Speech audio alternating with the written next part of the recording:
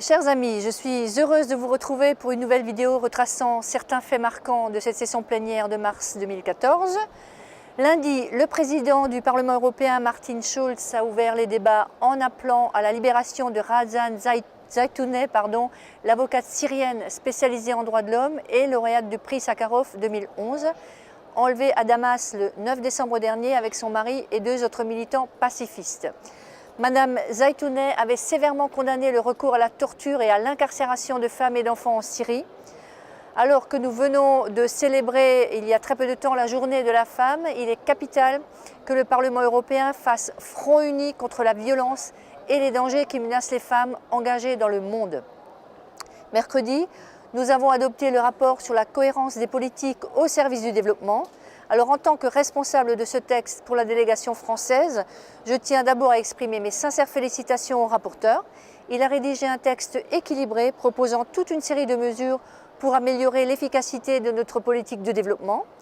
Ce rapport mentionne les nombreux domaines d'action dans lesquels l'Union européenne peut agir pour que les politiques appliquées dans les États européens ne freinent pas la croissance économique des pays en voie de développement. C'est bien sûr une question de bon sens.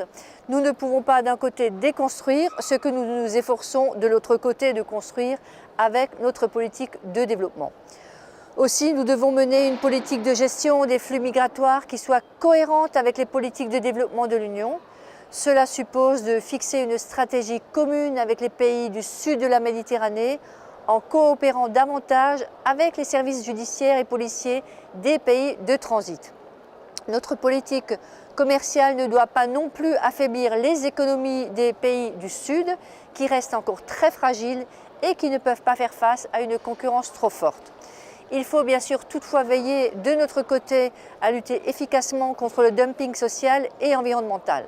Les règles commerciales doivent donc permettre à la fois aux États du Sud, mais également aux États européens, de pouvoir protéger leurs marchés sur des secteurs qui sont soumis à une concurrence déloyale. L'Union européenne doit également promouvoir les petites exploitations agricoles dans les pays en voie de développement. Leur importance est cruciale dans la lutte contre la faim, car elles assurent la sécurité alimentaire à des millions de personnes dans le monde. Enfin, les premières victimes du changement climatique se trouvent dans les pays du Sud, alors que nous en sommes les principaux responsables, puisque nous avons une responsabilité vis-à-vis des populations confrontées aux catastrophes naturelles, comme les sécheresses et les tempêtes, dont le nombre et la fréquence ont particulièrement augmenté au cours de ces dernières années. Alors cette semaine, la politique énergétique était également à l'ordre du jour des débats au travers du rapport Zanoni. C'est tout particulièrement l'impact du recours au gaz de schiste qui fut en discussion. À l'origine de ce rapport, la proposition de la Commission européenne appelait à la mise en place d'études d'impact environnemental systématiques lors de l'élaboration d'un projet d'exploitation énergique. Était visée la fracturation hydraulique, seule technique actuellement connue pour exploiter ce gaz de schiste. La fracturation hydraulique nécessite d'énormes quantités d'eau pour pouvoir extraire le gaz de schiste. Pour chaque forage dont la profondeur va jusqu'à 2000 mètres sous terre, la quantité d'eau nécessaire est de l'ordre de 10 000 à 15 000 litres au mètre cube. Cette opération est extrêmement périlleuse pour l'environnement et n'est pas, pour l'instant, rentable économiquement. Le Parlement, en première lecture, avait largement soutenu la proposition de la Commission européenne de rendre obligatoire des études d'impact environnemental avant la mise en place d'un projet d'exploitation énergétique. Malheureusement, suite à l'opposition de plusieurs États membres au Conseil, notamment la Pologne, la proposition a été modifiée, ne rendant plus obligatoire ces études d'impact. Je me suis donc fortement opposée à ce texte, car nous savons que la fracturation hydraulique a un impact néfaste sur l'environnement et bien sûr sur notre santé. Donc, au cours de cette session plénière, j'ai également co-signé une résolution demandant la suspension des accords de coopération entre l'Union européenne et l'Ouganda et le Nigeria. En effet, le 20 décembre 2013, le Parlement ougandais a adopté la loi contre l'homosexualité. Cette loi condamne toute personne homosexuelle à la prison à perpétuité. Les personnes qui seraient coupables d'aider une personne homosexuelle sont également passibles d'une peine de prison à 7 ans. La non-dénonciation de personnes homosexuelles aux autorités policières peut également entraîner des peines de prison de 3 ans. Au Nigeria, les autorités ont adopté le 17 décembre une loi similaire sans toutefois prévoir de peine de prison à vie pour les personnes homosexuelles.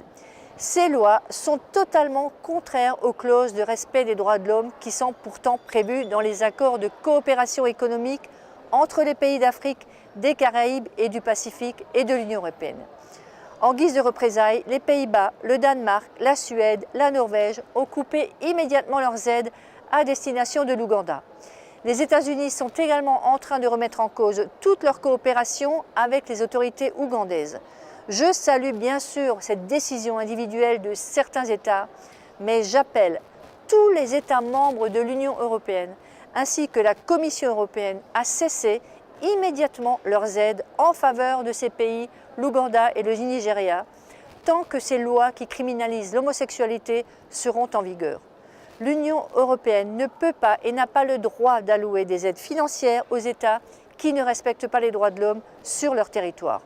En ce sens, la clause de conditionnalité de l'UE doit être nettement renforcée. Voilà pour certains grands thèmes abordés au cours de cette session. Je vous remercie de l'intérêt que vous portez à mon mandat et vous dis au mois prochain. Merci beaucoup.